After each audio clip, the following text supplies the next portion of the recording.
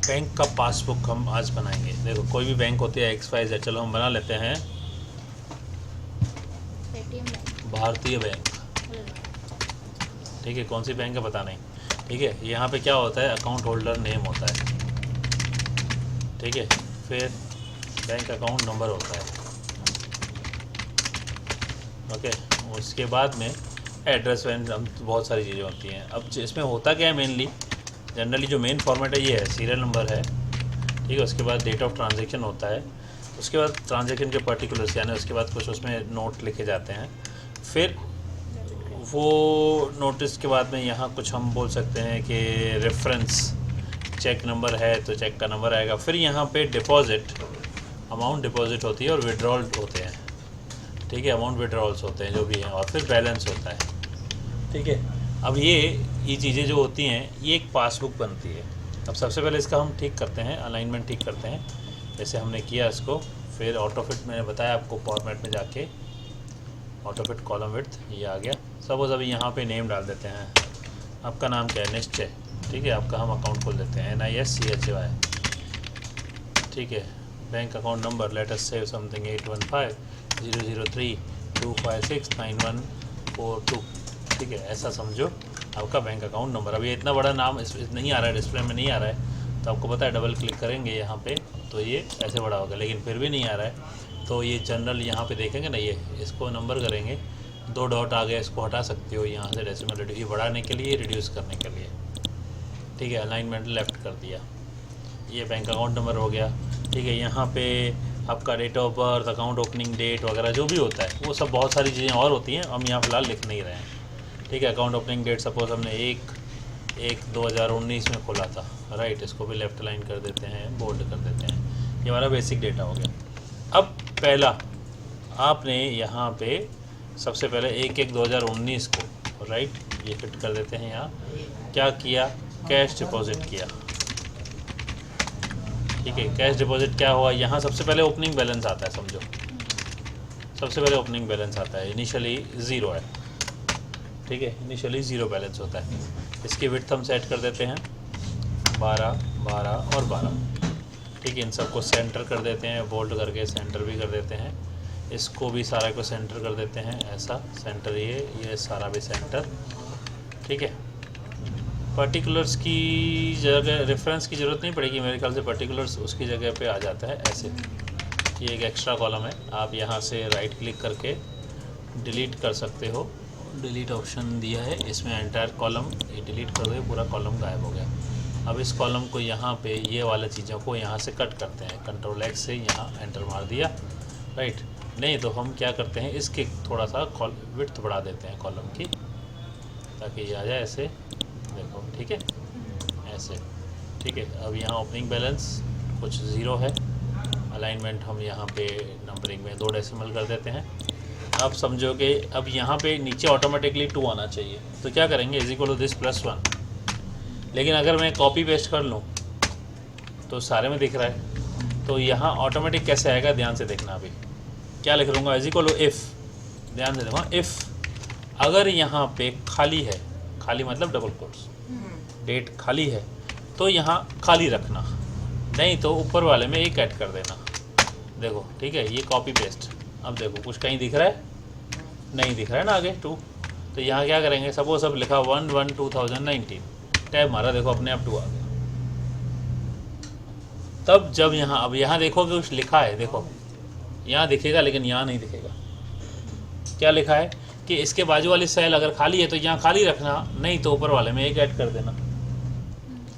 उस डेट में कोई दूसरा हाँ ट्रांजैक्शन हो तो हाँ, अभी दूसरा ट्रांजैक्शन भी यहीं पे नीचे सीरियल नंबर तो आएगा ना, सीरियल नंबर ट्रांजैक्शन नंबर 3 होगा ना। सपोज़ कि इसी टाइम पे आपने इधर ही यहाँ पे आपने 2 ट्रांजैक्शन किए, कैश डिपॉजिट किया दोबारा से, यहाँ पहले कैश डिपॉजिट ट्रांजैक्शन आया, तब डिपॉजिट अमाउंट यहाँ पे आएगा। सपोज़ आपने यहाँ 1000 रुपीज़ डिपॉजिट किया। ठीक है, अब यहाँ पे भी हम फॉर्मेट सेट कर देते हैं सबका, 2 डेसिमल करेंगे, 2 डेसिमल में आएगा। ठीक है, तो अब यहाँ बैलेंस क्या हो जाना चाहिए, भाई =this+1000। ठीक है, फिर से आपने कैश डिपॉजिट उसी दिन किया, 1500 का और किया, तो वही Ctrl+D दबा, ऊपर वाला फार्मूला कॉपी। लेकिन सपोज़ फिर आपने यहाँ पे 5 तारीख को, अब देखो साथ में यहाँ पे क्या है, कौन सा दिन था कैसे पता चलेगा, मैं साथ में यहाँ दिन भी डिस्प्ले कराना चाहता हूँ। हाँ सर वो डेट में जाती हाँ, क्या करेंगे बोलो। है लॉन्ग डेट। यहाँ पे ऑप्शन दिया है लॉन्ग डेट। अभी लॉन्ग डेट तो बहुत बड़ी हो जाएगी, देखो ऐसे, राइट, ऐसे थोड़ी कर रहे हैं। तो हम इसका दूसरा तरीका देखते हैं। यहाँ पे ही यहीं से जाएंगे, यहाँ मोर नंबर फॉर्मेट्स है, इसके अंदर हम कस्टम में जाएंगे। यहाँ देखो DDMM YY लिखा है, उसी फॉर्मेट में है ना, कॉमा करके D खाली करो बस। देखो समझे? तो क्या आया, 3 बार ट्यूसडे और सैटरडे। अब ये 5 तारीख सैटरडे, अब ये गलती से 6 लिखा और 6 तारीख को है ही नहीं बैंक हॉलीडे, तो संडे कैसे काम करेगा? तो यहाँ दिख जाएगा ना मैं। तो हम यहाँ ऐसे कर सकते हैं, जब ऐसे डालते हैं डेटा, अगर हम डमी डेटा डाल रहे हैं तो हमें पता होना चाहिए कि वो थोड़ा सा डमी होने के साथ साथ थोड़ा वैलिड भी होना चाहिए, ठीक है। ऐसे फिर हमने यहाँ कैश विड्रॉ किया। अच्छा, कैसे विड्रॉ किया? हाँ, इसलिए मुझे यहाँ पे वो रेफरेंस का कॉलम चाहिए था, दोबारा चाहिए। इंसर्ट में जाएंगे, यहाँ राइट क्लिक करके इंसर्ट कॉलम, ये रेफरेंस में क्या लिख देंगे, ठीक है। यहाँ आप लिखेंगे चेक नंबर से आपने विड्रॉ किया ना, चेक नंबर 1, चेक नंबर 1 से आपने कैश विड्रॉ किया। विड्रॉ क्या किया भाई? विड्रॉ आपने 500 का किया। तो यहाँ पे फॉर्मूला बदल जाएगी, दिस माइनस दिस। तो क्या बार बार हम फॉर्मूला बदलते रहेंगे? तो हमें क्या करना पड़ेगा? अगर मुझे यहाँ नंबर 5 फिर से हमने यहाँ पे 6 तारीख को पैसा डिपॉजिट किया, राइट, 6/1/19 को हमने अगर डिपॉजिट किया, तो संडे 6 देखा गलती 7/1, ओके। तो यहाँ कैश डिपॉजिट होगा। अब कैश डिपॉजिट मैं कर रहा हूँ यहाँ पे, ठीक है, फिर से 1500 का डिपॉजिट कर रहा हूँ। तो नीचे फार्मूला कॉपी करूँगा तो ये क्या आ रहा है? कुछ भी नहीं, क्योंकि ऊपर से इसमें से माइनस हो रहा है। तो अभी जो फार्मूला है, एक और दिखाता हूँ कि यहाँ की फार्मूला मुझे यहाँ दिखे तो क्या लिखेंगे? यहाँ लिखेंगे is equal to formula text. इस सेल का फार्मूला टेक्स्ट हम देखेंगे तो हमें यहाँ बाजू में फार्मूला दिखता है, इसमें क्या लिखा है। ये मैंने एक फार्मूला यूज़ किया। क्या यूज़ किया कि इसमें कौन सी फार्मूला लिखी है उसको टेक्स्ट में कन्वर्ट करके यहाँ दिखाओ। कैसे किया? Is equal to formula text formula use करके, ठीक है। फार्मूला टेक्स्ट फार्मूला क्या करती है, इस सेल में क्या फार्मूला, अब देखो फार्मूला में यहाँ पे कहीं प्लस है कहीं माइनस है, ऐसे थोड़ी होना चाहिए। हमारी एक ही फार्मूला होनी चाहिए जो दोनों में काम करे। अब इसका मतलब क्या है कि इस कॉलम में है तो क्या होता है, प्लस, और इस कॉलम में है, अच्छा कभी भी दोनों सेम, दोनों कॉलम में तो होगा ही नहीं, राइट। तो यहाँ क्या करेंगे, ऐसी फार्मूला बनाएंगे, is equal to if this column is empty. अगर ये कॉलम एम्प्टी है तो क्या, तो उसके बाद मतलब बाजू वाले में होगा, तो क्या ऊपर वाले बैलेंस में डिपॉजिट करो प्लस, और अगर एम्प्टी नहीं है तो ऊपर वाले कॉलम से डिपॉजिट विड्रॉल करो माइनस। देखो ये बन गई एक फार्मूला। देखो अब यही एक फार्मूला सब में काम करेंगे, देखो काम कर रहा है बरोबर। देखो अभी ये फार्मूला, अभी हम 9 तारीख को फिर से विड्रॉ करते हैं। सर अगर डायरेक्ट ऐसे लिखें कि इज इक्वल टू ये प्लस करना है, इसमें ओपनिंग में प्लस और ये माइनस, इफ का डाल के नहीं करेंगे। अगर इफ हम नहीं करेंगे तो भी चलेगा, लेकिन फिर क्या हो गया, चलो मैं लिखता हूँ is equal to this plus this minus this. तो टेक्निकली देखा जाए काम तो करेगी, लेकिन ये फार्मूला इम्प्रॉपर, अगर गलती से मैंने यहाँ भी डाल दिया तो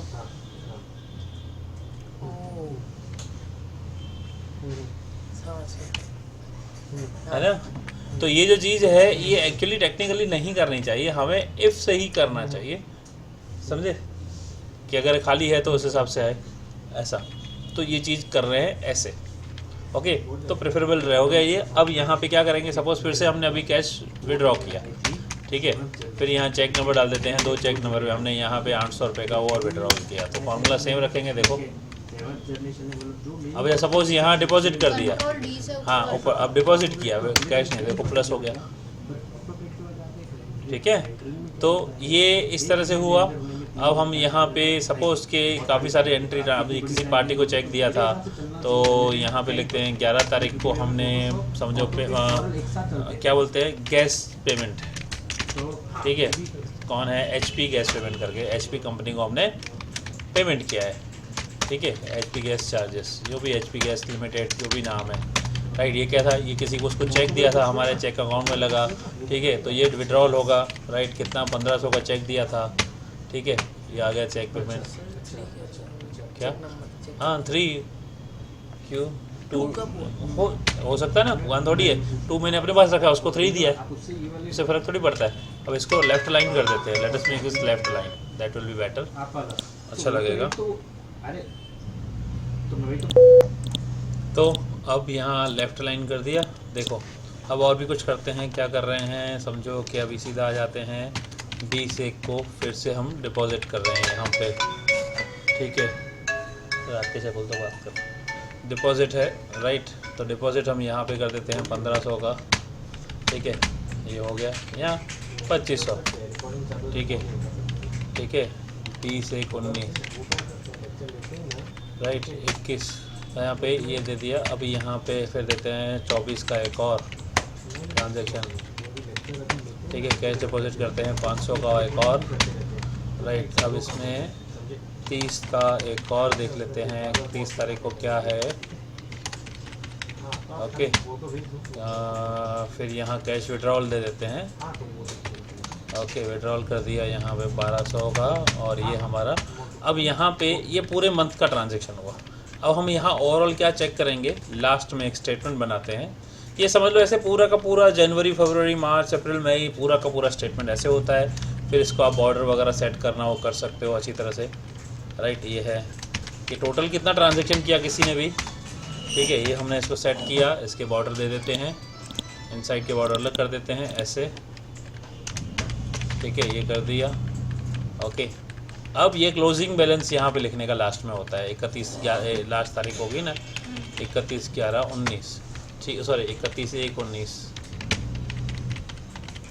ठीक है। यहाँ लिखा जाता है क्लोजिंग बैलेंस। तो क्लोजिंग बैलेंस क्या है, यही वाला है 4600, ठीक है। ये साइड में हटा देता हूँ, काम के नहीं है। इसके नीचे कुछ एक्स्ट्रा फार्मूला है, ये भी फिलहाल हटा देता हूँ। अब यहाँ पे टोटल हम इसका समरी बनाएंगे कि इस पूरे एक महीने में कितने डिपॉजिट किए, कितने डिपॉजिट के ट्रांजैक्शंस हैं, कितने विड्रॉल के ट्रांजैक्शन है, क्या ओपनिंग बैलेंस था और क्या क्लोजिंग बैलेंस था। देखो यहाँ पे कैसे बनाएंगे। सबसे पहले यहाँ आता है ओपनिंग बैलेंस। ओपनिंग बैलेंस क्या था, क्या था हमारा, यहाँ पे हम लिखेंगे ओपनिंग बैलेंस था 0, यह इक्वल टू करके दिस मंथ, ठीक है। ये मंथली स्टेटमेंट बना रहे हैं, this is called monthly statement. Monthly statement details यहाँ पे लिख देते हैं इसको, ओके। अब यहाँ पे इसको जनरली डिपॉजिट, डिपॉजिट का मतलब क्या होता है, जनरली इसको कहा जाता है क्रेडिट, है ना, इसको कहा जाता है डेबिट, ओके। तो ये क्रेडिट बैलेंस है जनरली, ठीक है। इसके आगे सपोज मैं आगे CR भी दिखाना चाहूँ या रुपीज़ भी दिखाना चाहूँ तो क्या करेंगे, ध्यान से देखो, सिलेक्ट करो सबको, ठीक है। तो अगर मुझे यहाँ CR DR कुछ लिखाना है तो हम लिख सकते हैं, राइट। लेकिन अगर सपोज नहीं ऐसे ही है तो क्रेडिट आपको नंबर चेंज करना पड़ेगा। यहाँ जाओ, रुपीज़ का साइन देना है तो कुछ क्या करना हो तो नंबर में चले जाओ, मोर नंबर फॉर्मेट्स में चले जाओ। यहाँ करेंसी करके, करेंसी में डॉलर है, यहाँ आपको काफ़ी सारे मिल जाएंगे, इंडियन रुपी ये वो सब कुछ मिल जाएंगे। देखो यहाँ पे आपको अपना इंडियन रुपी सिलेक्ट करना है तो यहाँ होगा कहीं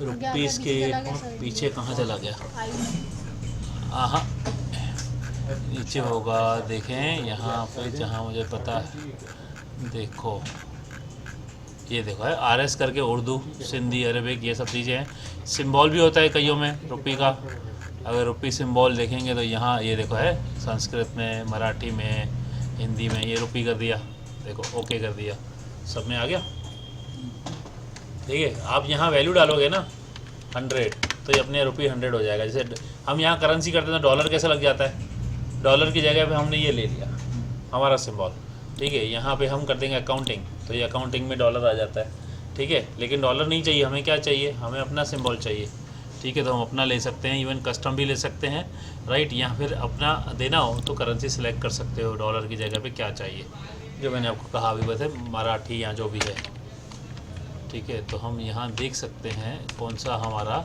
सिंबल है, राइट। यहाँ से एक्सप्लोर कर रहा हूँ मैं, वापस वही चीज़ें दिखा रहा हूँ। ये आ गया मराठी या जो भी, हिंदी, ओके।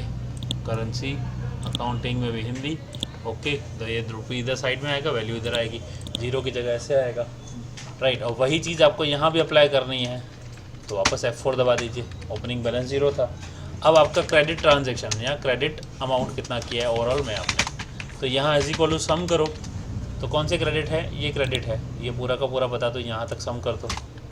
देखो फिर डेबिट कितना है, ठीक है। तो अगेन यहाँ पे सम करो, ठीक है, ये वाला सम डेबिट हो गया, ठीक है। अब आपका क्लोजिंग बैलेंस कितना आया, तो क्लोजिंग बैलेंस का फॉर्मूला क्या होगा, opening balance plus credit amount minus this balance.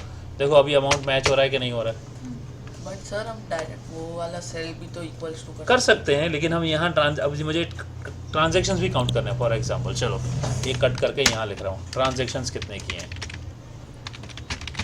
कि मैंने क्रेडिट के ट्रांजैक्शंस कितने किए हैं, तो मैं काउंट करूँगा। कौन से काउंट करूँगा, ये क्रेडिट ट्रांजैक्शंस काउंट कर रहा हूँ, ये क्रेडिट के ट्रांजैक्शंस हैं, 6 बार क्रेडिट हुआ है। डेबिट के ट्रांजैक्शंस कितने हैं, इसको काउंट करूँगा, ठीक है। टोटल 3 डेबिट ट्रांजैक्शंस हुए हैं, ठीक है। तो बैंकिंग वाले ये भी देखते हैं कि कितने नंबर ऑफ ट्रांजैक्शंस कितने हो रहे हैं, ठीक है, ये सब चीज़ें होती हैं, ठीक है। यहाँ पे इधर और ये इधर ले लेता हूँ, इसको रो इंसर्ट करके इधर ऊपर ले लेते हैं, ठीक है। ये पर्टिकुलर्स यहाँ टाइप ऑफ जो भी लिखेंगे, ये आपका मंथली स्टेटमेंट में एक समरी बन गया, ये अमाउंट। तो ये तो छोटे छोटे अमाउंट लिखे, बड़ी बड़ी कंपनियों को बड़े बड़े अमाउंट्स होते हैं, बड़े बड़े ट्रांजेक्शन्स होते हैं, ठीक है। तो इनके हिसाब से वो लोग क्या करते हैं, बैंक वाले क्या करते हैं, इनको एक रेटिंग देते हैं कि भाई ए ग्रेड का हमारा क्लाइंट है, ये बी ग्रेड है, ये सी ग्रेड है, या जो भी है, ये AA स्टार है, जो भी हम नाम देना चाहें, ठीक है। उस हिसाब से हम यहाँ पे बोल सकते हैं भाई हाँ ये रेटिंग वाला स्टार है, हम इसको बोलते हैं कि this is our very diamond client है, उसको ज़्यादा ध्यान देते हैं बैंक वाले, उनको मैनेज करते हैं। तो यहाँ 6 और 3 ट्रांजेक्शन है, कोई बड़ी बात नहीं है बैंक वालों के लिए। यहाँ पे हो सकता है किसी के 60 और 600 हो, किसी का अमाउंट यहाँ 78,000 हो, किसी का 7 लाख हो, किसी का 70 लाख हो, है ना। तो उस हिसाब से वो एक बैंक स्टेटमेंट जनरली तैयार करते हैं। जैसे मंथली स्टेटमेंट मैंने तुम्हें एग्जांपल दिखाया, ये मंथली स्टेटमेंट है, अलग अलग तरह से प्रेजेंट की जा सकती है, जैसे मैंने आपको दिखाया।